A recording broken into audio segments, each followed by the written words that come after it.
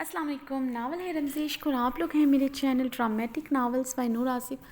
आज के एपिसोड की तरफ बढ़ने से पहले सबसे रिक्वेस्ट करूँगी, वीडियो को लाइक करना मत भूलिएगा, चैनल को सब्सक्राइब करना मत भूलिएगा और मुझे बताइएगा ज़रूर आपको नावल कैसा लगा, आज की एपिसोड कैसी लगी। तो आज की एपिसोड की तरफ बढ़ने से पहले सबका शुक्रिया अदा भी करूँगी। आज मेरा थोड़ा सा गला ख़राब है तो उसके लिए माज़रत, अगर आपको डिस्टर्बेंस हो रही है, मुझे तो बहुत हो रही है, मुझसे बोला भी नहीं जा रहा। हाँ, तो मैं आपको अच्छा, मैं सबका शुक्रिया अदा करूँगी इतने अच्छे कमेंट्स करने का, इतने अच्छे रिव्यू देने का, इतने अच्छे लाइक्स देने का। तो भई आज भी मत भूलिएगा। और एक एक बात ज़रूर कहूँगी कि आप सब जो हैं कि आप लोगों को क्यों ऐसा लगता है कि मैंने आफ्टर वोटिंग ज़रान एंड अब्रिश के सीन्स चेंज कर दिए हैं या अरहाम खानज़ादा के सीन्स बढ़ा दिए हैं, ऐसा कुछ नहीं है। तो अगर मैं ज़रान और अब्रिश के सीन्स देती हूँ तो फिर भी उन सब के फ़ैन्स को मुझसे मसला होता है, मतलब प्रॉब्लम होती है। वो जस्ट धमकियाँ देते हैं कि हमने आपका चैनल अनसब्सक्राइब कर देना है, हमने मज़ीद ये नावल नहीं पढ़ना। तो भाई क्यों? तो सॉरी, आप लोगों को ऐसा लगता है कि मैंने आफ्टर वोटिंग चेंज, ऐसा कुछ नहीं है। अच्छा, क्या होता है, कुछ कपल्स का ये होता है कि कुछ कपल्स में टर्निंग पॉइंट आना रहते होते हैं और कुछ कपल्स में टर्निंग पॉइंट ज़्यादा हो जाता है। आई मीन टू से, जैसे अरहाम खानज़ादा और हूर की स्टोरी में काफ़ी ट्विस्ट हैं इस तरह। अच्छा, ज़रान और अब्रिश की स्टोरी में भी ट्विस्ट हैं, ये नहीं है कि उनकी स्टोरी में ट्विस्ट नहीं आना, उनकी स्टोरी में बहुत धमाकेदार ट्विस्ट आने और बहुत इंटरेस्टिंग होने हैं। लेकिन मसला ये है कि अरहाम खानज़ादा के, अगर मैं अब्रिश और ज़रान के सीन्स वो ट्विस्ट जल्दी जल्दी दे दूँगी तो क्या होगा, उनकी स्टोरी आगे बढ़ जाएगी और बाकी कपल्स पीछे रह जाएंगे। तो मुझे ना तो तरीके से ही हर चीज़ आगे लेकर चलनी होती है। और देखा जाए, मैंने कभी नहीं ज़रान और अब्रिश को इग्नोर किया या किसी भी कपल को इग्नोर किया। ऐसे बहुत से राइटर्स हैं, ऐसे बहुत से नावल्स होते हैं जिनमें बहुत सा, जब कपल ज़्यादा हों तो अक्सर ये होता है कि कुछ कपल्स को बहुत ज़्यादा इग्नोर किया जाता है और कुछ मेंस कपल को भी इग्नोर किया जाता है और आपको वो सीन्स अक्सर हफ्तों बाद मिलते हैं, बल्कि दो दो हफ्तों बाद मिलते हैं। और अगर कभी मिल भी जाएँ तो अक्सर क्या होता है, वो जस्ट लिटिल बिट होते हैं जिससे शायद इंसान, जिससे वो कहते हैं ना कि हलक भी गीला नहीं हुआ, तो ये होता है। तो मैं तो कोशिश करती हूँ कि हर कपल के दूँ, और फिर भी अगर मुझसे हो जाता है तो प्लीज़ माज़रत है इस बात की, आप लोग नाराज़ मत हुआ करें। मुझे अच्छा नहीं लगता जब आप लोग नाराज़ होते हैं या ऐसी बातें करते हैं। तो अच्छा, ये कोई नेगेटिविटी नहीं है, जस्ट मैंने किसी मखसूस पर्सन को क्या कहते हैं, पॉइंट आउट नहीं किया। तो जस्ट मैंने अपने दिल की बात कही है कि प्लीज़ आप लोग नाराज़ मत हुआ करें। और अच्छा, सबके कपल्स में बहुत अच्छे ट्विस्ट आने हैं और एंड बहुत शानदार, बहुत खूबसूरत होने वाला है, बहुत रोमांटिक मोमेंट होने वाले हैं। और ये भी बता दूं कि कपल्स की जो हीरोज़ की हीरोइंस हैं उनकी तरफ से ज़्यादा रोमांटिक मोमेंट आने वाले हैं, लेकिन एंड पर, अभी तो नावल का एंड होना बाकी है। और इंशाल्लाह ताला आपको एंड भी बहुत अच्छा लगेगा और आपको जैसे जैसे नावल आगे बढ़ रहा है तो पसंद आ रहा है। और हाँ, अच्छा, ज़रान और अब्रिश की कुछ ऐसी चीज़ें हैं जो अगर मैं ज़रान को बहुत जाबिर किस्म का दिखाती ना तो वो चीज़ में मज़ा नहीं आना था, लेकिन जो अब्रिश ने उसके साथ किया है ना, तो उसका वो गुस्सा जायज़ है। वो अगर उसे जिस तरह भी सज़ा देना चाहता है, आई मीन जैसे अगर आम हालात में भी ऐसा कुछ हो, अगर हीरोइन की तरफ से हो, हीरो की तरफ से हो, मर्द की तरफ से, औरत की तरफ से हो, तो ये चीज़ें माफ़ करने के काबिल नहीं होती। तो टाइम तो लगता है, तो चीज़ें ऐसे ही बढ़ती हैं आगे। तो आप लोग थोड़ा सा हौसला रखें। अच्छा, मुझे आप लोगों को लगता है, अच्छा, अगर ज़रान और अब्रिश की स्टोरी को मैं क्यों इग्नोर करूँगी, अगर उनकी स्टोरी अच्छी है तो मैं क्यों नहीं लिखूँगी। क्या होगा, मैं ज़रान अब्रिश की जब पोस्ट करती हूँ तो तब भी व्यूज़ अच्छे आते हैं, अरहाम खानज़ादा और हूर की करती हूँ तब भी अच्छे व्यूज़ आते हैं, किसी और कपल की करती हूँ, बिकॉज मेरे रीडर्स तमाम कपल्स पढ़ते हैं और ये मुझे पूरा उन पर यकीन है, वो तमाम कपल्स पढ़ते हैं। अच्छा, 2-4 हज़ार व्यूज़ ऊपर नीचे मुझे कोई फ़र्क नहीं पड़ता। जिनको ज़रान अब्रिश पसंद है उनकी स्टोरी देखेंगे, जिनको अरहाम खानज़ादा की स्टोरी पसंद है उनकी देखेंगे, और अगर जिनको नहीं पसंद वो नहीं देखेंगे। तो भाई, आप लोगों को नहीं पसंद तो आप लोग उस कपल को मत पढ़ो, लेकिन मैं रिक्वेस्ट करूँगी कि आप हर कपल को पढ़ा करो। तो ये बात है, मैंने आफ्टर वोटिंग चेंज नहीं की। अच्छा, क्या होता है, मैं एक कोई भी कमेंट होता है ना, मैं इसको भी सीरियस लेती हूँ, बिकॉज वो मेरा रीडर होता है, मेरा सब्सक्राइबर होता है। तो अगर वो पढ़ता है तो मुझे फ़ील होता है ना, वो कहता है कि आप क्यों ऐसे कर रही हो, तो मुझे तकलीफ़ होती है, इसलिए कि اس کو میری وجہ سے برا لگ رہا ہے یا وہ میری وجہ سے ہرٹ ہو رہا ہے یا میں اس کے فیوریٹ کپل کی سینس نہیں دے پا رہی تو مجھے برا لگتا ہے. تو جسٹ مجھے آپ کا کوئی کمنٹ برا نہیں لگتا. ہمیں کوئی نیگیٹیوٹی آپ لوگ کریکٹرز پہ تنقید کر سکتے ہو, مجھ پہ بھی لٹل بٹ تنقید کر سکتے ہو, ہارش ورڈنگ نہیں, پیار سے کر سکتے ہو تنقید آپ لوگ اس میں رہ کر, آئی مین ٹو سے لیمٹس میں رہ کر. تو باتیں ہو گئی ہیں زیادہ, کچھ لوگوں کو برا لگے گا. اچھا, آج کی ایپیسوڈ بھی 53 منٹ کی تھی, میں نے کوئی ٹائم ویسٹ نہیں کیا آپ کا, تو اب آپ آگے پڑھ سکتے ہیں. تو آئی ایم سو سوری جن کو میری وجہ سے کچھ برا لگتا ہے, تو آئی ایم سو سوری. میں کبھی ایٹیٹیوڈ میں نہیں گئی, تو میں دل سے ان سے معذرت کرتی ہوں اگر میں کسی کی پسند کے مطابق نہیں لکھ رہی, کسی کو برا لگ رہا ہے یہ ناول, تو آئی ایم سو سوری. جو میری سوچ ہے میں ویسے ہی لکھ رہی ہوں, تو میں سب سے معذرت کروں گی. تو بھائی کیا ہے, ہم اپنی آج کی ایپیسوڈ کی طرف بڑھتے ہیں. اس دعا کے ساتھ چاہیں ہنستے رہیں, مسکراتے رہیں, خوش رہیں, آباد رہیں, اور سب سے بڑھ کر دوسروں کے چہرے پہ بھی مسکراہٹیں رکھیں. رمز عشق تحریر نور آصف قسط 53. وہ اندھا دھند برفیلی طوفانی رات میں پاگلوں کی طرح گاڑی چلا رہا تھا. یکدم ارحام کے ہاتھوں سے گاڑی کا کنٹرول چھوٹا تھا. گاڑی سڑک پر پھسلتے چلی گئی. سڑک کی ایک طرف گہری کھائی تھی. ارحام نے سٹیئرنگ دوسری سائڈ پر پوری طرح گھماتے ہوئے گاڑی کو اپنے کنٹرول میں کرنے کی کوشش کی. گاڑی کو بریک لگانا مشکل تھا. سڑک پر گری برف کی وجہ سے گاڑی پھسل رہی تھی. ارحام نے پوری جان لگاتے ہوئے سٹیئرنگ کو گھمایا تھا. اتنی آسانی سے وہ موت سے شکست نہیں کھا سکتا تھا. جب تک حور کے صحیح سلامت ہونے کا یقین نہ ہو جائے اسے موت نہیں آ سکتی تھی. ارحام کے دل و دماغ پر صرف اس وقت حور سوار تھی. اگر اسے کچھ ہو گیا تو اس کا کیا ہوگا؟ یہ ظالم دنیا تو اسے بھنبور ڈالے گی. اس کے سوا کون تھا آخر؟ ارحام نے اپنی پوری جان لگاتے سٹیئرنگ ایک طرف گھماتے ہوئے خود کو بچانے کی کوشش کی تھی. گاڑی دوسری طرف گھنے درختوں کے جھنڈ سے جا ٹکرائی تھی. گاڑی بہت زور سے سڑک کے دوسری طرف ٹکرائی جہاں پہاڑ اور درخت تھے. گاڑی شدید قسم کا جھٹکا لگنے سے رک گئی تھی. ونڈ سکرین کا شیشہ تڑک اٹھا تھا. جھٹکا اتنا شدید تھا کہ ارحام کا سر ونڈ سکرین سے جا ٹکرایا تھا. ارحام کے ماتھے پر گہرا زخم آیا جہاں سے خون کی لکیر بہہ رہی تھی. ارحام نے گہرے سانس بھرتے ٹشو سے اپنے ماتھے کا زخم صاف کرتے گاڑی دوبارہ سٹارٹ کرتے گاڑی بیک پر لی تھی. دفتر ارحام کا فون رنگ ہوا تھا. ارحام نے فون اٹھاتے کان سے لگائے گاڑی بیک کی طرف لیتے گاڑی کو موڑا تھا. بولو کیا کہنا ہے؟ فون پر خاموشی محسوس کرتے ہوئے پوری قوت سے چلا اٹھا. اس وقت اس کا پوری دنیا کو آگ لگانے کو کر رہا تھا. فون پر گلریز خان تھا جس کی ذرا سی لاپرواہی کی وجہ سے اس کی حور حویلی سے باہر چلی گئی تھی. حور اگر کچھ دیر اور نہ ملتی وہ یقیناً گلریز خان کے سینے میں اپنی پسٹل کی تمام گولیاں اتار دیتا.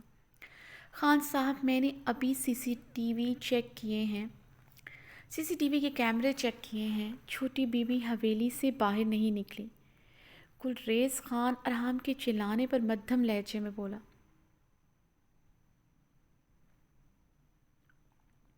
اگر باہر نہیں گئی تو کہاں ہے وہ فون پر اتنی شدت سے گرجا تھا کہ گلریز جیسے سخت قسم کے انسان کو اپنے کان کے پردے پھٹتے محسوس ہوئے. وہ خان صاحب گلریز خان بات کرتے کرتے ہچکچایا تھا. وہ کچھ ہی گھنٹوں پہلے ارحام خان زادہ کی جنونیت سے واقف ہو چکا تھا. وہ جو بتانے والا تھا اس نے کہاں برداشت کرنا تھا. جلدی بولو ارحام دھاڑا. وہ چھوٹی بی بی حویلی کے پچھلے لان میں بے ہوش پڑی ہے. گلریز کی بات پر ارحام نے گاڑی کو یکدم بریک لگائی. کیا کہہ رہے ہو تم؟ ارحام سٹیئرنگ پر گرفت مضبوط کرتے تیش و اشتعال سے گرج اٹھا. جی چھوٹے خان وہ ادھر بے ہوش پڑی ہیں. گلریز خان نے آہستگی سے کہا. میں آ رہا ہوں. تم میں سے کوئی بھی اس طرف نہ جائے, کوئی بھی اس کے قریب نہ جائے. ارحام نے کہتے ہوئے فون بند کرتے گاڑی حویلی کی طرف ڈالی. اس پر کوئی نگاہ بھی ڈالے کہاں گوارا تھا۔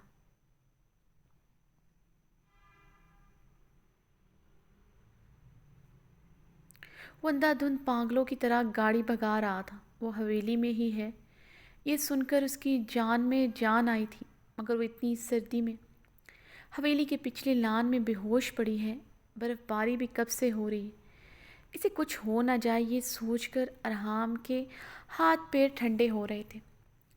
وہ اس وقت حویلی سے دور تھا، مگر اسے کوئی ملازم یا حویلی کا ہی کوئی مرد ہاتھ لگائے ارحام کو یہ گوارا نہ تھا۔ ارحام نے موبائل پکڑتے امینہ خانم کا نمبر ڈائل کیا جو آف جا رہا تھا۔ ارحام نے جھنجھلاتے ہوئے فون ڈیش بورڈ پر پٹک دیا تھا۔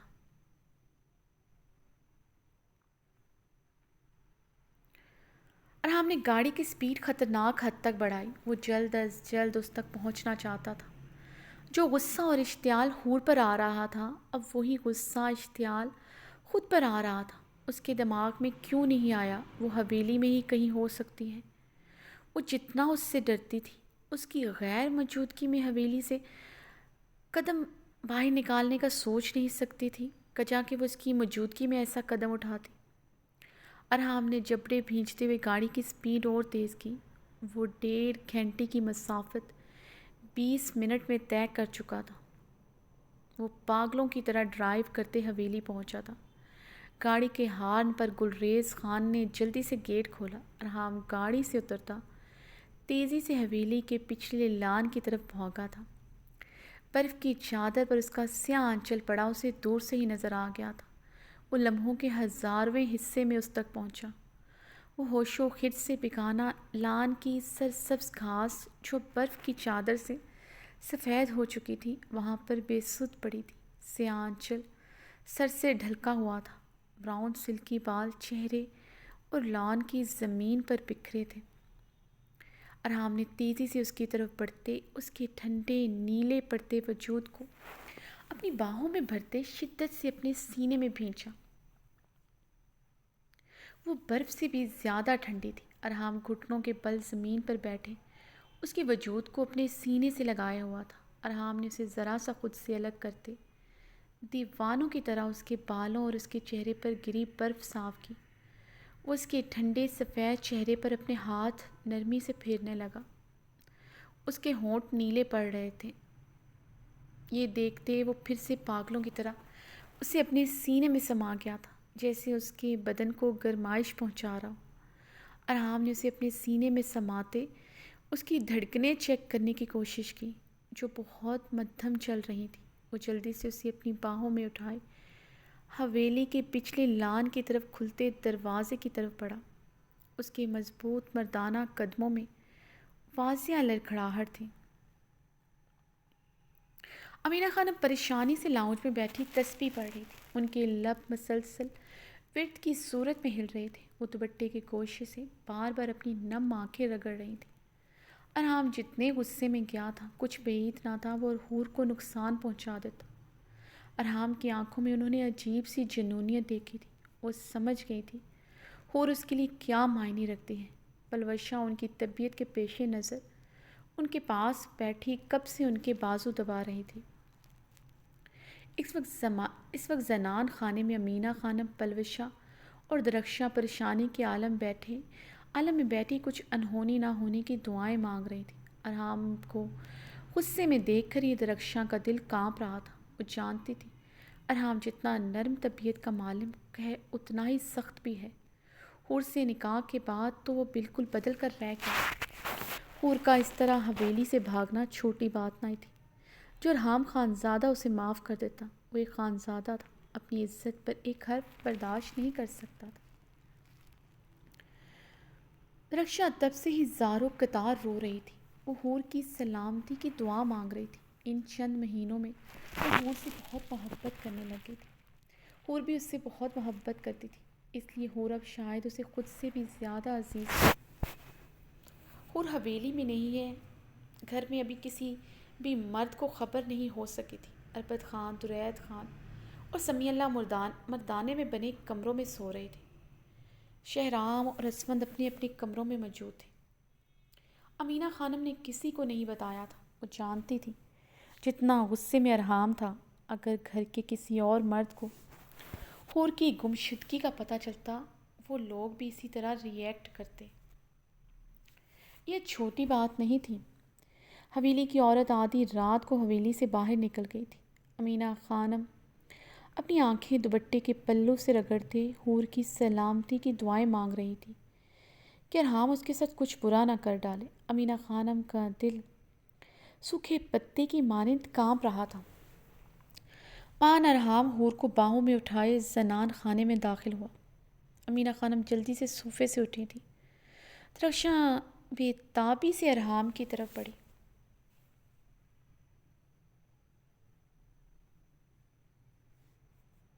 کیا ہوا لالا بھابھی کو؟ درخشاں نے پاس جا کر روتے ہوئے پوچھا۔ دور رہو حور سے تم۔ ارحام نے اسے آگے بڑھتے دیکھ کر سرخ آنکھوں سے گھورا۔ درخشاں سہمتے ہوئے وہیں پر رک گئی تھی۔ امینہ خانم بھی ارحام کی آنکھوں سے ٹپکتی وحشت دیکھ کر وہیں پر سٹل ہوئی تھی۔ سارا دن تم حور کے ساتھ ہوتے ہو۔ وہ بخار کی حالت میں پچھلے لان کی طرف چلی گئی، تمہیں خبر ہی نہیں ہو سکی۔ آئندہ حور کے قریب بھی مجھے نظر مت آنا، دفع ہو جاؤ میری نظروں کے سامنے سے تم۔ درخشاں ارحام کو غصے سے گھبراتے ہوئے اپنے آنسو صاف کرتے نظریں جھکا گئی تھی۔ ارحام درخشاں پر قہر بھری نگاہ ڈالتے اپنے کمرے کی جانب بڑھ گیا۔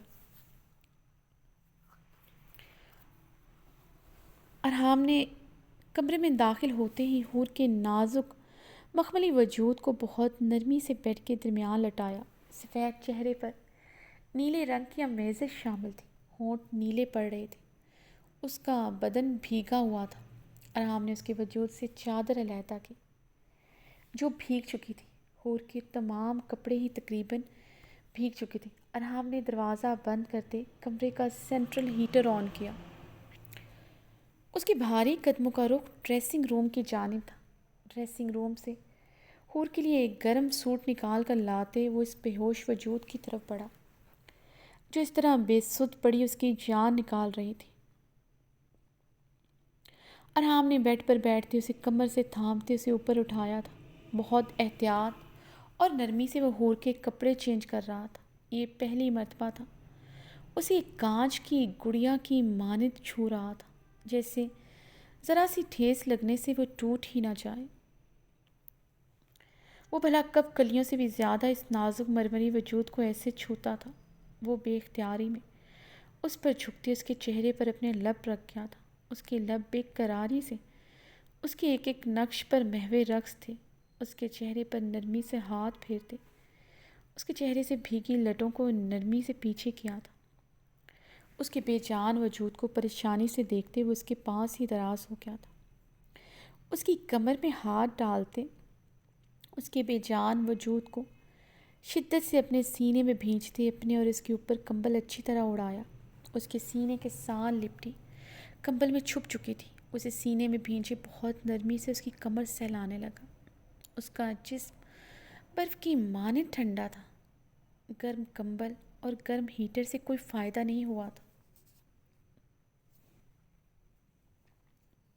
وہ ویسے ہی بے سدھ پڑی تھی۔ ارحام نے کمبل اس کے چہرے سے ہٹا کر اس کے چہرے کو دیکھا۔ وہ ویسا ہی سفید تھا۔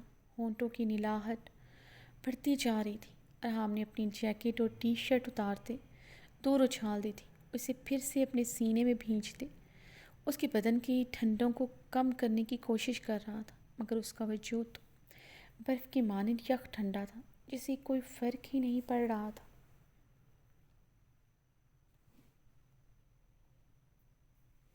پھر کچھ عجیب ہوا۔ ارحام اسے بیڈ پر لٹائے حور کے پیروں کی طرف بڑھا تھا۔ اس کے پیروں کے پاس بیٹھتے ہوئے اس کے پیروں کے تلووں کو رب کرنے لگا۔ ارحام خان زادہ جو اس کے لیے صرف صفاق بے مہر جابر تھا، اب وہ اس لڑکی کے پیروں میں بیٹھا اس کے پیروں کے تلوے رگڑ رہا تھا۔ اس وقت وہ کہیں سے بھی وہ ارحام خان زادہ نہیں لگ رہا تھا جس کے لیے یہ لڑکی صرف اس کی ضرورت یا دل بہلانے کا ذریعہ تھی۔ ارحام خان زادہ کے چہرے پر ایک خوف کی تحریر رقم تھی۔ اس کے خوبرو چہرے پر اسے کھونے کا واضح ڈر تھا۔ وہ کافی دیر تک اس کے پیروں کے تلوے رب کرتا رہا تھا، جانے کتنی دیر تک اسے ایسے گرمائش پہنچاتا رہا، مگر ٹھنڈک جیسے اس کے بدن کا حصہ بن گئی تھی۔ ارحام خان زادہ بے قراری سے اس کی طرف بڑھتے اس کے چہرے کو دیکھنے لگا جو ابھی بھی مردے کی مانند سفید تھا۔ ارحام کے دل کو مٹھی میں جکڑا تھا جیسے کسی نے کب دیکھا تھا اس کا ایسا چہرہ۔ ہمیشہ ہی تو اس کے گال سرخ ہوتے تھے، چاہے اس کی شدتیں نچھاور کرنے پر ہوں یا پھر اس کے ڈانٹنے پر، وہ ہمیشہ سرخ ہوتی تھی۔ ارحام کی کانپتی انگلیاں اس کے ہونٹوں کو سرسرا گئی تھیں۔ ہونٹ ابھی بھی نیلے تھے، اس کا بدن یک ٹھنڈا تھا۔ کمن ہور آنکھیں کھولو ورنہ جان سے مار ڈالوں گا تمہیں، ارحام نے اس کی ہتھیلیاں رب کرتے حلق کے بل چیختے ہوئے کہا۔ وہ اسے مزید ایسے برداشت نہیں کر سکتا تھا۔ ہور کے ٹھنڈے وجود کو دیکھتے ارحام خان زادہ کے ہاتھ پیر ٹھنڈے پڑ رہے تھے۔ بیڈ پر پڑی لڑکی کو کھونے کا ڈر اس کے دل میں بڑھتا جا رہا تھا۔ اپنی زندگی میں کبھی کسی لمحے اس نے خود کو اتنا بے بس محسوس نہیں کیا تھا۔ جب گل کو طلاق دی تھی تب بھی اس نے ایسے خود کو بے بس محسوس نہیں کیا تھا۔ پریزے کو تلاش کرتے وقت بھی اتنی بے بسی محسوس نہیں کی تھی جتنی وہ آج محسوس کر رہا تھا۔ کسی قیمتی متاع کو کھونے کا احساس اس کے رگوں جاں میں اتر رہا تھا۔ ارحام اب بے قراری سے اس کے چہرے پر جھکا۔ براؤن سنہری بال کمر اور اس کے چہرے کے اطراف میں بکھرے تھے۔ نرم و ملائم شفاف چہرہ، ملکوتی نکوش۔ وہ جتنی حسین تھی اتنی ہی معصوم تھی۔ اس کے ساتھ رہتے اندازہ ہو چکا تھا وہ نہ صرف کمسن تھی، بے حد معصوم بھی تھی۔ ارحام نے ہاتھ بڑھا کر بہت نرمی سے اس کے بال اس کی عارض سے پیچھے کرتے اس کے کان کے پیچھے عرصے اس کے نیلے لبوں پر جھکتے انہیں اپنے لبوں میں قید کر گیا تھا۔ وہ بے قراری سے اس کے لبوں کو اپنی گہری شدت کا نشانہ بنائے ہوئے تھا۔ کیا نہیں تھا اس کی شدت میں؟ ڈر، خوف، غصہ، دیوانگی۔ وہ اپنے اندر اٹھتے اضطراب، غصے، اشتعال کو اس کے نازک لبوں پر اتارتے اس کی سانسوں کو بے رحمانہ طریقے سے گھونٹ گیا تھا۔ اس کی شدت سے نیم بے ہوشی میں سسک کر رہ گئی تھی۔ ارحام اسے سسکتے دیکھتا پیچھے ہوا۔ بہت غلط کیا تم نے ہور، بہت غلط کیا۔ تمہیں اس کی بہت سفاک سزا ملے گی۔ یہ زندگی، یہ جان اب تمہاری نہیں، ارحام خان زادہ کی ہے۔ میری ملکیت ہو تم۔ سر کے بالوں سے لے کر پاؤں کے ناخن تک تم پر صرف میرا حق ہے۔ تمہیں تکلیف دینے کا، تمہیں اذیت پہنچانے کا حق بھی صرف ارحام خان زادہ کو ہے۔ تم نے جرت بھی کیسے کی خود کو یوں اذیت دینے کی، خود کو یوں تکلیف دینے کی؟ ارحام اس کے چہرے پر جھکے غرایا تھا۔ ایک مرتبہ ہوش میں آ جاؤ تم سے میں حساب ضرور لوں گا۔ بہت سفاک سزا ملے گی تمہیں۔ میری اجازت کے بغیر تم نے کھلے آسمان کے نیچے قدم کیوں رکھا؟ منع کیا تھا تمہیں کہ تم کھلے آسمان کے نیچے نہیں جاؤ گی۔ ارحام اس کے بے ہوش وجود کو جھنجھوڑتے غصے سے پاگل ہوتے چلایا تھا۔ کہا تھا تم سے، تمہارا اب تک پہاڑوں میں رہنے والوں سے واسطہ نہیں پڑا۔ بتاؤں گا تمہیں ایک خان کی بیوی بننا کیسا ہوتا ہے۔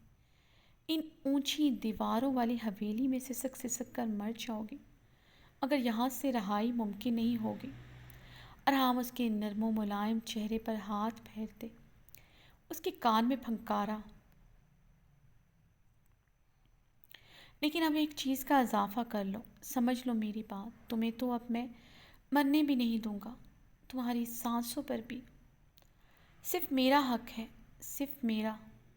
تمہیں اب تا عمر میری پناہوں میں رہنا ہوگا، میری جنون، میری شدتیں برداشت کرنی ہوں گی۔ وہ اس کے کان کی لو کو دانتوں سے کاٹتا غرایا، ریموٹ سے کمرے کی لائٹس بجھاتا اس کے اور اپنے درمیان تمام پردے ہٹاتے چلا گیا تھا۔ اس کے لبوں کو اپنے لبوں میں قید کرتے وہ اپنی تمام شدتیں اس میں انڈیلتے چلا گیا۔ بھیگتی رات میں آج بھی ارحام کی شدتیں عروج پر تھیں۔ اس کا ٹھنڈا نازک بے ہوش وجود ارحام کی پناہوں میں آہستہ آہستہ زندگی کی طرف آ رہا تھا۔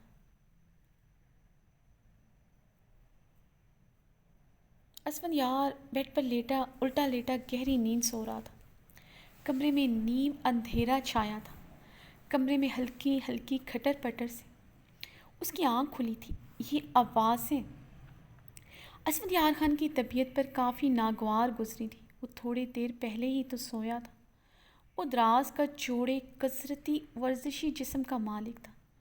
صوفے پر سونا اس کے لیے کافی مشکل تھا۔ عابیر صبح فجر کی نماز پڑھنے کے لیے اٹھی تو وہ بیڈ پر آ کر سویا تھا۔ اسود نے مندی مندی آنکھیں کھولتے اپنی موبائل کی اسکرین پر نظریں دوڑائیں جہاں صبح کے 7 بج رہے تھے۔ اسود نے سیدھے ہوتے کمرے میں نظریں دوڑائیں۔ وہ اپنی موبائل کی ٹارچ آن کیے ڈریسنگ مرر کے سامنے کھڑی تھی۔ سفید یونیفارم پہنے ہوئی تھی، تازہ شاور لیا ہوا تھا، اس لیے سنہری بالوں سے پانی ٹپک ٹپک کر پشت کو بھگو رہا تھا۔ وہ گیلے سنہری الجھے ہوئے بالوں میں بہت بے دردی سے برش کر رہی تھی۔ یہ سب بہت اجلت میں کر رہی تھی، اس لیے شاید وہ اجلت میں گیلے بدن پر ہی یونیفارم پہن آئی تھی۔ اسود نے محسوس کیا وہ بار بار بیڈ کی طرف بھی نگاہ ڈال رہی تھی۔ اسے سوتا سمجھ کر وہ مطمئن ہوتے پھر سے اپنا کام کرنے لگ جاتی۔ وہ پوری کوشش کر رہی تھی کمرے میں ذرا سا بھی کھٹکا نہ ہو۔ یقیناً وہ اس سے چھپ کر کالج جا رہی تھی۔ اس نے جلدی جلدی برش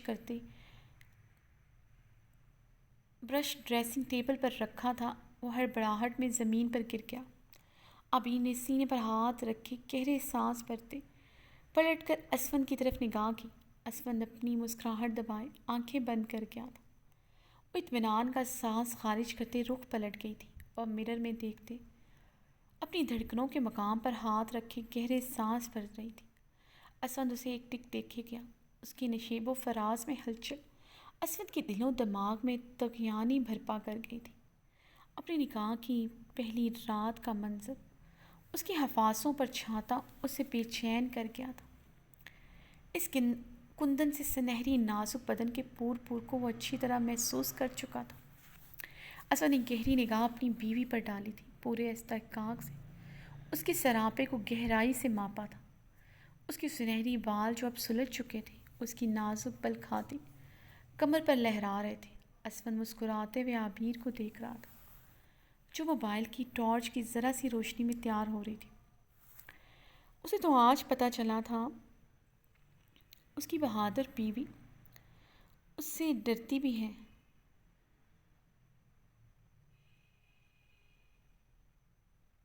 اس کے اٹھنے سے پہلے وہ کالج جانا چاہتی تھی۔ مسکراہٹ دبائے اسے دیکھ رہا تھا۔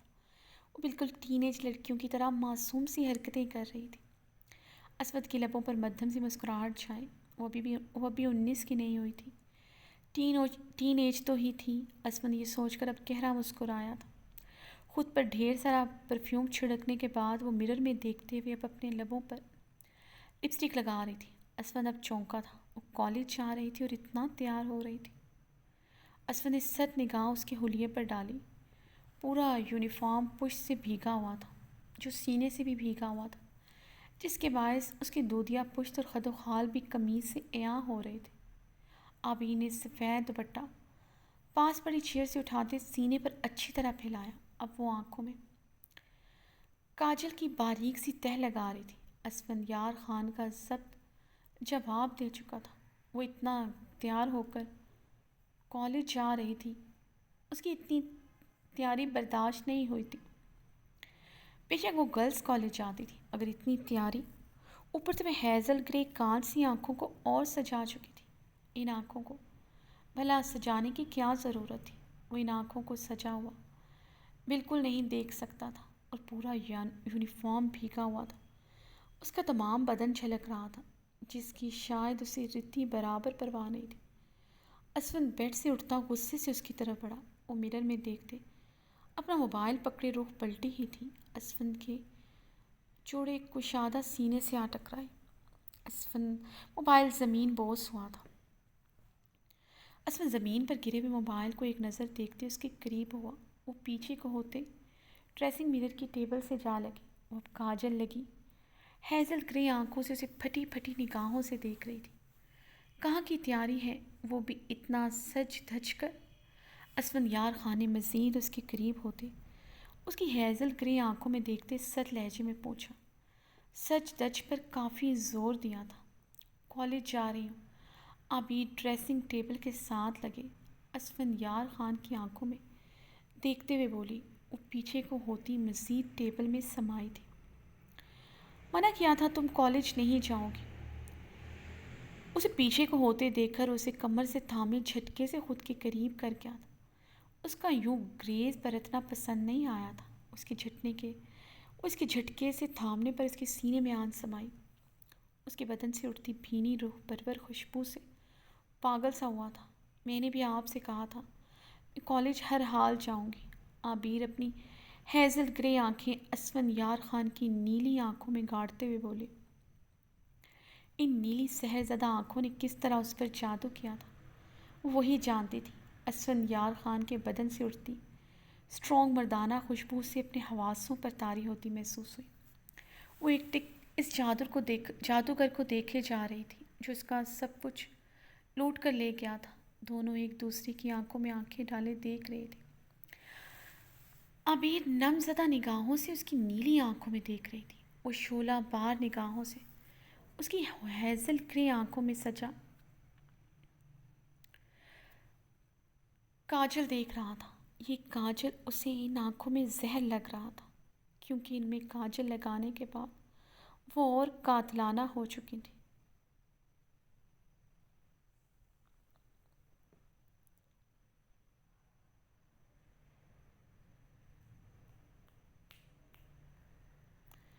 کالج اتنا تیار ہو کر جاؤ گی؟ اسفند اس کی کمر پر دباؤ ڈالتے اب کی بار غر آیا تھا۔ نظریں اب اس کی گلابی لپسٹک سے سجے ہونٹوں پر تھی۔ گرلز کالج ہے، سب لڑکیاں اتنا ہی تیار ہو کر آتی ہیں، عابر نے اب کی بار بھی اس کی آنکھوں میں دیکھتے کہا۔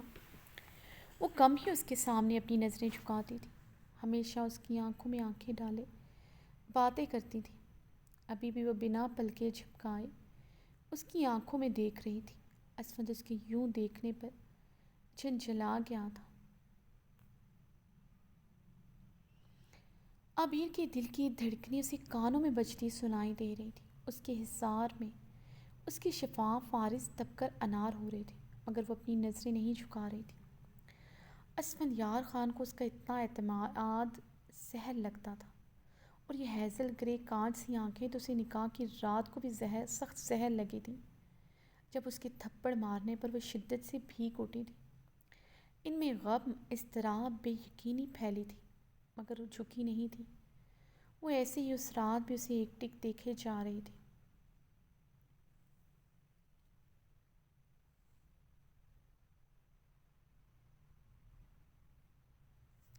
اچھا اتنا تیار ہو کر آتی ہیں لڑکیاں؟ اسفند نے طنزیہ لفظ چباتے ہوئے اس کا دوپٹہ کھینچ کر اتارا۔ عابر نے سرخ ہوتے غصے سے اسفند کو دیکھا تھا۔ مجھے ان شعلہ اگلتی آنکھوں سے دیکھنے کی بجائے ذرا نظریں جھکا کر خود کو دیکھ لو۔ یقیناً یہ آنکھیں شعلے اگلنے کی بجائے شرم سے جھک جائیں گی۔ اسفند نے طنزیہ نگاہ اس کے گیلے بدن پر ڈالتے اس کا رخ موڑے اسے ڈریسنگ مرر کے سامنے کیا، ساتھ ہی پاس لگے سوئچ بورڈ کی طرف ہاتھ بڑھا کر لائٹ آن کی۔ کمرے میں پھیلی دودھیا تیز روشنی میں عابر کا کندن سا سراپا ڈریسنگ مرر کے سامنے دمک اٹھا تھا۔ عابر ڈریسنگ مرر میں خود کے سراپے پر نگاہ ڈالتے اب کی بار نظریں جھکا گئی تھی۔ بھیگے یونیفارم میں سب کچھ تو یہاں تھا، اوپر سے اسفندیار جن نگاہوں سے اسے گھور رہا تھا اس کے شفاف فارس مزید دہکتا تندور بنے تھے۔ پلکوں کی گھنی جھالر اب سرخ عارض پر سجدہ ریز تھی۔ اپنے گھنے سنہری لمبے بالوں کو بنا خشک کیے اس نے یونیفارم زیب تن کیا تھا۔ گیلے بالوں سے ٹپکتا پانی اسے اچھا خاصا بھگو چکا تھا۔ وہ اپنی بیگ پر کھڑے اسفندیار کو دیکھتے وہاں سے کتراتے ہوئے جانے لگے۔ اس کی راہ میں حمائل ہوتے اس کی راہ فرار کے تمام راستے مسدود کر چکا تھا۔ مجھے تمہارے کالج جانے پر کوئی اعتراض نہیں ہے، تمہیں کالج کے ساتھ اپنی ذمہ داریاں بھی نبھانی ہیں، ان میں کوتاہی میں برداشت نہیں کر سکتا۔ سب سے بڑھ کر مجھے مورے کی طرف سے تمہاری کوئی شکایت نہیں ملنی چاہیے۔ انہیں آگے تم سے بہت شکایات ہیں، آج سے ان کا ہر کام تمہارے ذمہ ہے، کوشش کرو انہیں تم خوش رکھ سکو۔ بابری کے جانے کے بعد وہ تلخ ہو چکی ہیں، تمہارے ساتھ ان کا تلخ ہونا جائز بھی ہے۔ انہوں نے اپنا بیٹا اور میں نے اپنا بھائی کھویا ہے، اور تمہیں دیکھنے کے بعد کھونے کا یہ احساس زیادہ بڑھ جاتا ہے۔ اسود اس کی ہیزل گرے آنکھوں میں اپنی سرد آنکھیں گاڑے مخاطب تھا۔ یکدم بابرک کا چہرہ نظروں میں سمایا تھا۔ اسود یار خان کی نیلی آنکھیں سرخ ہوئیں۔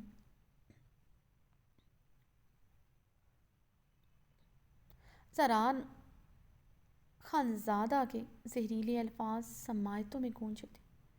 بابرک کی موت نہ صرف اس حویلی کے لیے بلکہ عابیر کی زندگی میں سکون لے کر آئی ہے۔ اگر بابرک زندہ رہتا تو عابیر شاید اس طرح سولی پر لٹکی رہتی۔ بابرک کا انجام یہی تھا۔ اچھا ہوا اسے پیروز نے مار دیا۔ یہ لفظ نہیں، نکیلے بھالے تھے جو اسفندیار خان کے دل کو ہر ٹائم فگار کرتے رہتے تھے۔ اس کے بھائی جیسے دوست نے اس کے بھائی کو مار دیا، صرف اپنی بہن کو اس رشتے سے بچانے کے لیے جو بابرک سے نکاح کی صورت میں اسے سولی پر لٹکائے ہوئے تھا۔ اسے اپنی بہن کو بچانا تھا تو اس سے بات کرتا، وہ اپنی جان دے کر بھی اپنے دوست کی بہن کو بچاتا، مگر اس کے دوست نے خود غرضی دکھاتے اس کے چھوٹے بھائی کو مار دیا۔ اور وہ کتنا کم ہمت تھا، ابھی تک اس زران خانزادہ کو مار نہ سکا تھا۔ اس کی پسٹل میں موجود گولیاں اس کے سینے کو چیر نہ سکی تھیں۔ کیوں وہ اس کی بہن کو اپنی عزت بنا بیٹھا؟ کیوں وہ سامنے کھڑی لڑکی کو تکلیف نہیں دے پاتا تھا؟ کیوں وہ ان بہن بھائیوں جیسا شفاق نہ تھا؟ کیوں وہ ان جیسا شفاق نہیں بن پا رہا تھا؟ اسفند یکدم ڈریسنگ کی طرف مڑتے اپنا ہاتھ شیشے پر مارتا چلا اٹھا۔ ڈریسنگ مرر کا شیشہ تڑکتا اس کے ہاتھ کو زخمی کر گیا۔ عبیر اس کے ہاتھ سے ٹپکتے خون کو دیکھ کر تڑپ کر آگے بڑھی۔ اسفند کی سرد سرخ نظر پر وہ وہیں پر منجمد ہوئی۔ وہ لہو اتری آنکھوں سے اسے دیکھتا تنبیہ انداز میں اسے اپنے قریب آنے سے روک چکا تھا۔ وہ گہرے سانس بھرتا ڈریسنگ ٹیبل پر دونوں ہاتھ جمائے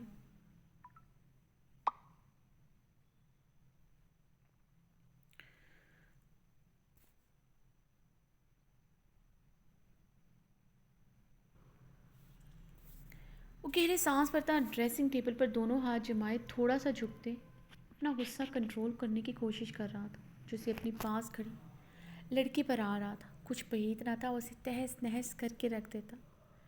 جاؤ تم یہاں سے، اسفند نے مرر میں دیکھتے سخت لہجے میں عابیر کو حکم دیا۔ اسی پل سود و ضیاع کا حساب کچھ بعید نہ تھا اسے تہس نہس کر کے رکھ دیتا۔ جاؤ تم یہاں سے، اسفند نے مرر میں دیکھتے سخت لہجے میں عابیر کو حکم دیا۔ اسی پل سود و ضیاع کا حساب بہت بڑھ گیا تھا۔ نظروں کے سامنے اس کے بھائی کی خون میں لت پت لاش پڑی تھی جیسے۔ عبیر اسفند یار خان کے زخمی ہاتھ کو نم زدہ نگاہوں سے دیکھ رہی تھی۔ جاؤ یہاں سے، اس سے پہلے میں اپنے اندر کا چھپا درد، اپنی بے بسی تمہارے وجود پر اتار دوں۔ چلی جاؤ یہاں سے، اسفند مرر میں نظر آتے اس کے عکس کو دیکھتے بےحد مدھم لہجے میں بولا۔ عابیر نے بمشکل ہی اس کے لفظ سنے تھے۔ عابیر اس کی بات سنی انسنی کرتے دھیمے قدموں سے اس کی طرف بڑھی، اسے چھوڑ کر نہیں جا سکتی تھی۔ جاؤ یہاں سے، تم نے سنا نہیں؟ اسفند سیدھا ہوتے حلق کے بل چلایا۔ عابیر اس کے چلانے اور اس کی آنکھوں سے ٹپکتی خون کی لالیں دیکھ کر جی جان سے لرز اٹھی۔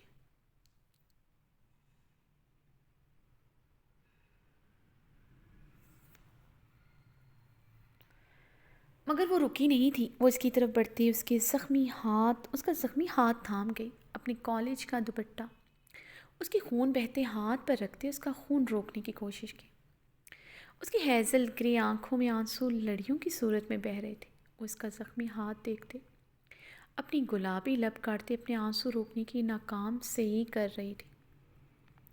کیوں یہ ناٹک کر رہی ہو؟ جیسے تمہیں میری تکلیف پر بہت تکلیف ہو رہی ہے۔ بھولو مت، تم مجھے نکاح کی رات کو بہت بے دردی سے چاقو مار چکے ہو۔ تم اور تمہارا بھائی صرف شفاق ہی بھر سکتے ہیں۔ اس لیے یہ ڈرامہ مت کرو میرے سامنے۔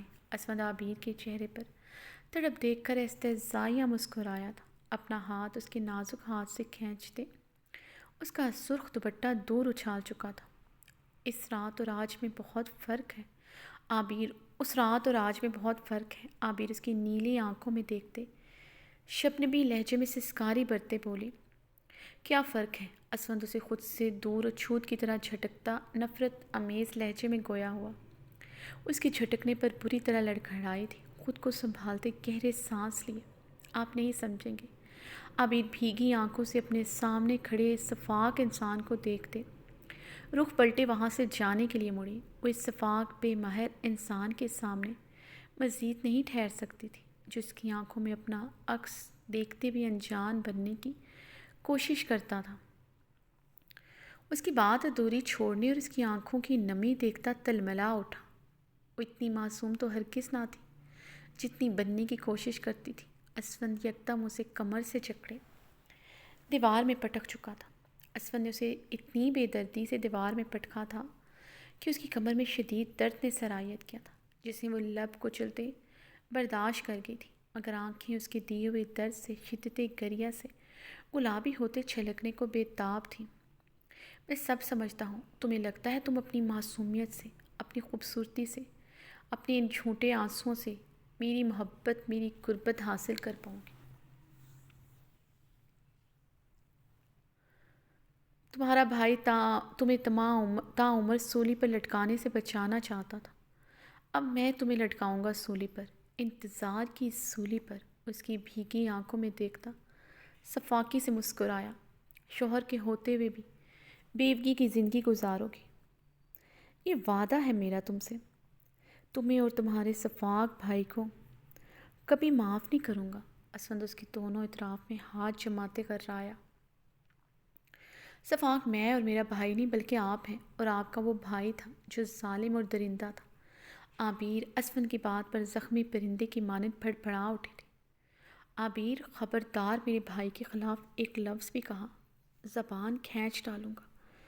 اسود عابر کے اطراف میں مکہ مارتے دھاڑا، کھینچ ڈالیں پھر میری زبان حلق سے، کیونکہ آپ کے بھائی کی سچائی آپ برداشت نہیں کریں گے۔ وہ ایک قاتل تھا، وہ ریپسٹ تھا، جسے اچھا کیا میرے بھائی نے مار دیا۔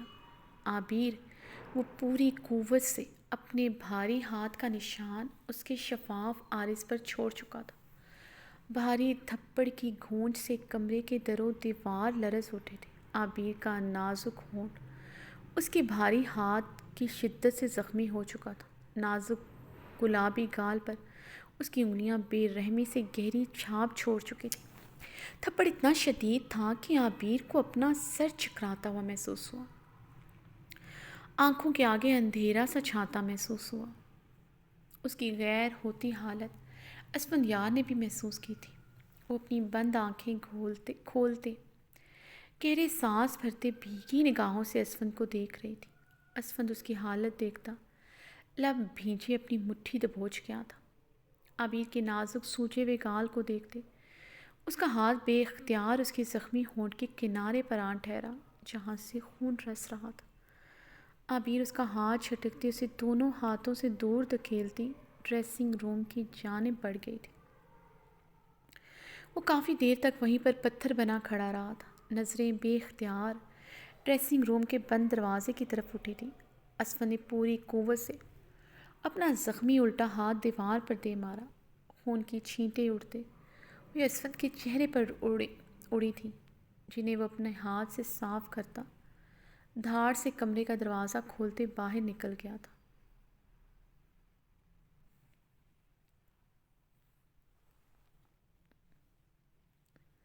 شہرام بلیک شلوار قمیض میں ملبوس ڈریسنگ مرر کے سامنے کھڑا خود پر پرفیوم چھڑک رہا تھا۔ بہارے واش روم سے شاول لے کر نکلی تھی۔ پرپل کلر کی گرم فراک جس پر سینے سے گہری چونٹیں پڑی تھیں ملبوس تھی۔ بہارے نے بھیگی نگاہوں سے گھورتے ہوئے شہرام کی چوڑی پشت کو دیکھا۔ وہ رات بھر اپنی پناہوں سے اسے آزادی بخشتا نہ تھا۔ وہ شاور لے کر فجر کی نماز پڑھ کر سوئی تھی۔ 3 گھنٹوں کی بامشکل نیند لی تھی۔ شہرام کی بے باک شدتوں نے اسے پھر سے نیند سے جگا دیا تھا۔ بہارے نے جلتی بھیگی آنکھوں سے مرر میں نظر آتے شہرام کے عکس کو دیکھا۔ اس سرخ و سفید رنگت، تیکھی ستواں اٹھی ہوئی ناک، انابی لب، جس پر تراشیدہ مونچھیں، اس میں کوئی شک نہیں تھا وہ مردانہ وجاہت کا اعلیٰ شاہکار تھا، مگر اس کی ساری خوبیوں کے آگے اس کا ان پڑھ ہونا بہارے کو اس کی طرف بڑھنے ہی نہ دیتا تھا۔ اسے شدت سے خواہش تھی اس کا ہمسفر پڑھا لکھا ہو، کسی اعلیٰ پوسٹ پر ہو۔ شہرام اعلیٰ پوسٹ پر نہ صحیح، کاش پرائیویٹ ہی بی اے کر لیتا۔ میٹرک کیا، وہ بھی سی گریڈ سے۔ بہارے کی آنکھیں جلنے لگی تھیں۔ وہ کبھی اس انسان کو دل سے نہیں اپنا سکتی تھی۔ وہ سارا دن ڈیرے اور حویلی پر گزارنے والے ایک ان پڑھ دیہاتی اجڑ گنوار مرد کی طرح تھا، جسے اپنے باپ دادا کی کمائیوں پر عیش کرنے کا عزم تھا۔ فارغ وقت میں اسے صرف اپنی بیوی کے جسم سے مطلب تھا۔ اس کے پاس شاید اس کے علاوہ کوئی کام ہی نہیں تھا۔ سارا دن تو وہ اسے کمرے میں محصور کر کے رکھتا تھا۔ بہارے نے اپنی بھیگی آنکھیں بے دردی سے رگڑیں۔ وہ شہرام کی پشت کو گھورتے ہوئے اپنا دوپٹہ اچھی طرح سر پر اوڑھتے وہ ایک کمرے کے دروازے کی طرف بڑھی۔ دفتن شہرام خانزادہ اپنی بیوی کو باہر جاتا دیکھ کر اس کی طرف بڑھتے اسے کلائی سے کھینچتا اپنی باہوں میں قید کر جو۔ کہاں جا رہی ہو؟ شہرام نے اس کا دوپٹہ اس کے وجود سے علیحدہ کرتے اس کی بھیگی زلفوں پر اپنے لب رکھتے اس کی گردن میں اپنا منہ چھپایا۔ تمہارے بدن کی خوشبو مجھے پاگل کر دے گی۔ رات بھر یہ مہک مجھے سونے نہیں دیتی۔ شہرام اس کی گردن پر اپنے لب رکھتے مدہوش ہوا۔ شہرام مجھے جانے دو، مورے سب ناشتے پر انتظار کر رہے ہوں گے۔ بہارے روحان سے ہوئی تھی۔ شہرام کو خود سے دور جھٹکنے کا مطلب تھا اس کی شدتیں مزید سہنا۔ وہ اس کے ساتھ بہت نرمی برتتا تھا، بہت محبت سے اس کے پور پر اپنی شدتیں چھوڑتا تھا، مگر اس کی مزاحمت پر وہ جنونی ہو جاتا تھا۔ وہ اس کی نرمی برداشت کرنے کی مجاز نہ تھی، کجا کہ اس کی سختی برداشت کرتی۔ سب کی فکر چھوڑو، صرف اپنے مجازی خدا کی فکر کیا کرو، جنت ملے گی میری نازک بہارے۔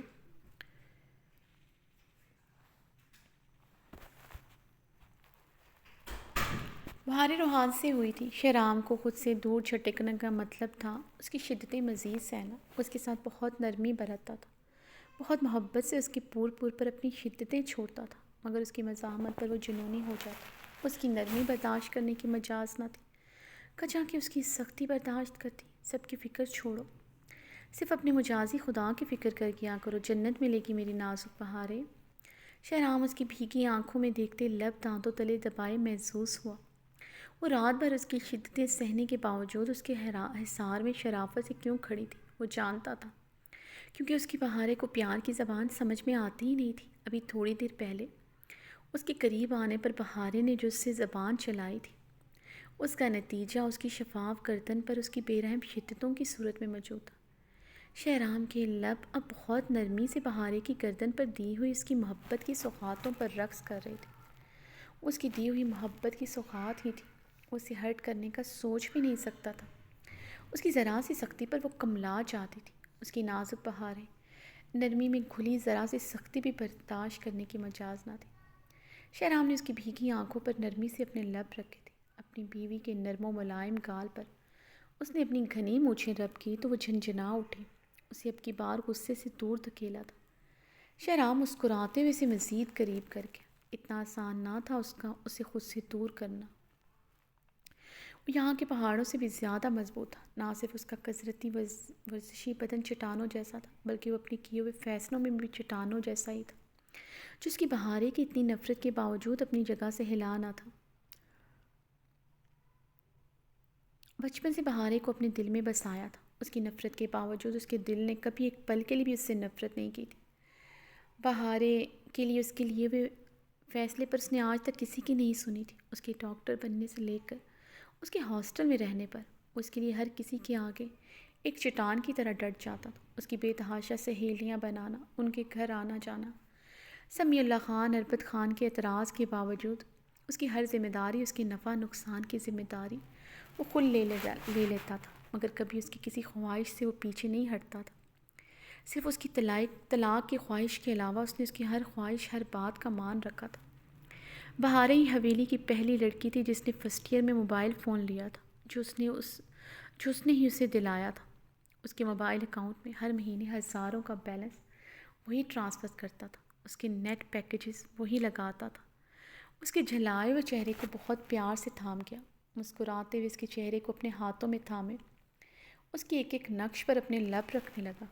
اس کے لمس پر بہارے کی آنکھوں میں مرچیں سی بھری تھی۔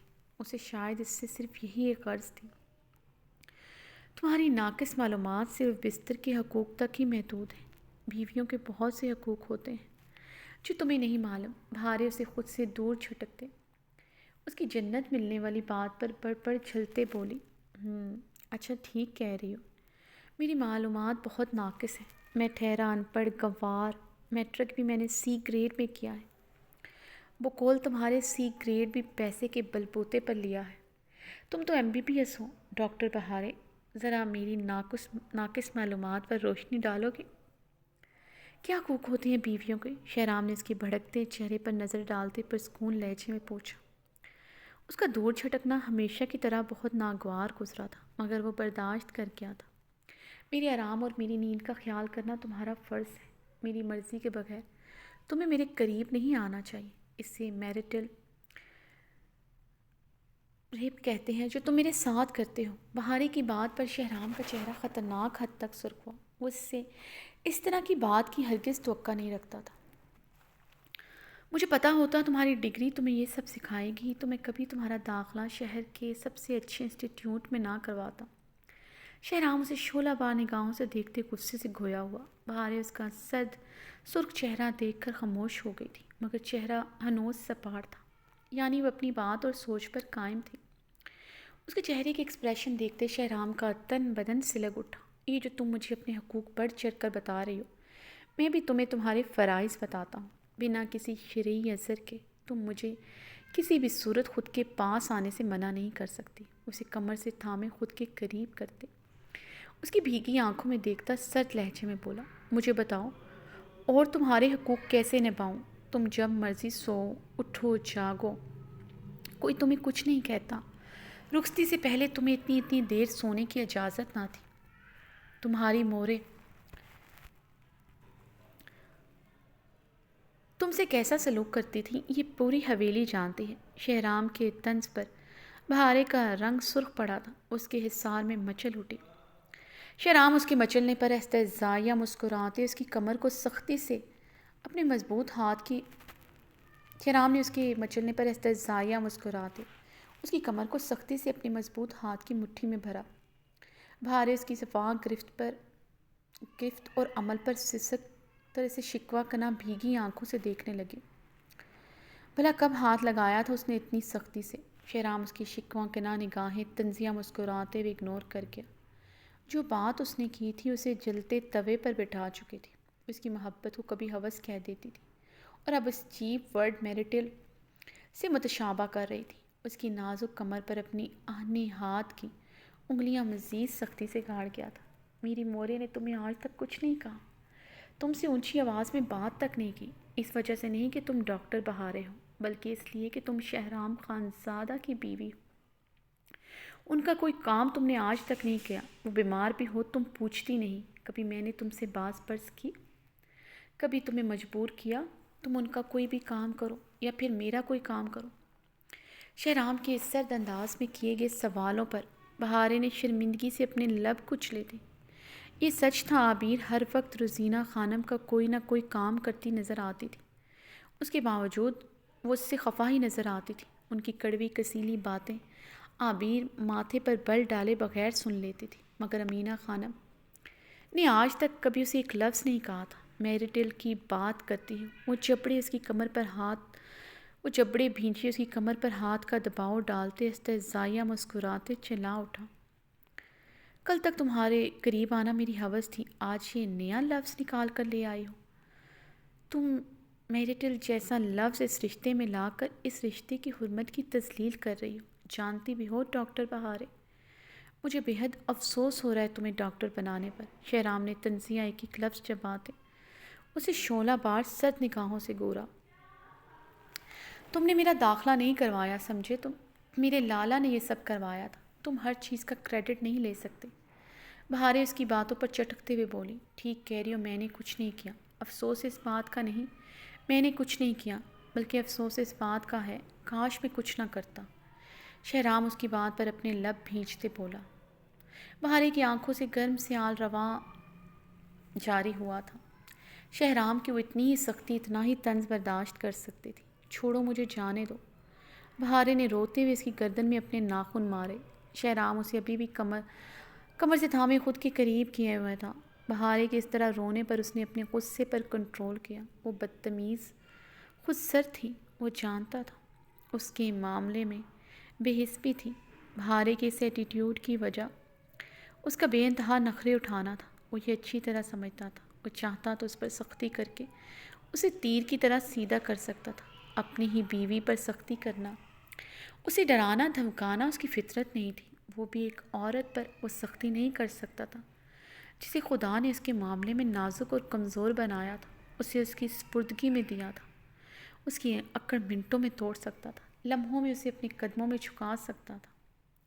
اسے ڈرا دھمکا کر اس پہ سختی کر کے اس کی فرما برداری نہیں چاہتا تھا۔ محبت عزت تو دل سے کی جاتی ہے۔ اسے بہارے کی وہ سچی اور دیوانگی سے بھرے محبت چاہیے تھی جو وہ اس سے کرتا تھا۔ وہ بند کمرے میں اس کے لاڑ تو اٹھا سکتا تھا، مگر وہ بہارے کے معاملے میں کبھی لاپرواہی نہیں دکھا سکتا تھا، اسے اگنور نہیں کر سکتا تھا۔ اسے لاپرواہی برتنا اس کے بس میں تھا ہی نہیں۔ ابھی بھی اس کا رونا اسے نرم کر چکا تھا۔ کیا ہوا ہے، کیوں رو رہی ہو اتنا؟ اسے ہچکیوں کے ساتھ روتے دیکھ کر شہرام نے نرمی سے پوچھا۔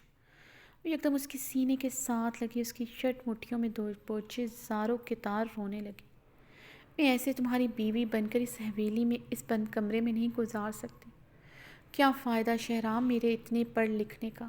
تم نے یہ رخصتی کروا کر میرے پر کاٹ دیے۔ مجھے لگتا ہے میرا وجود صرف تمہارے لیے دل بہلانے کا ذریعہ ہے۔ میں مر جاؤں گی ایسے، میں تمہاری بیوی بن کر نہیں رہ سکتی۔ میں مر جاؤں گی شہرام۔ بہارے اس کے سینے کے ساتھ لگی ہذیانی روتے ہوئے بول رہی تھی۔ وہ اس کی بات پر زب سے اپنی مٹھیاں بھیج گیا تھا۔ اس کے ساتھ لپٹے ہچکیوں سے ہذیانی کیفیت میں رو رہی تھی۔ اسے یوں روتا دیکھ کر ہمیشہ کی طرح خود پر قابو پا گیا تھا، مگر اس کے لفظ ہمیشہ کی طرح اس کے دل کو فگار کر گئے تھے۔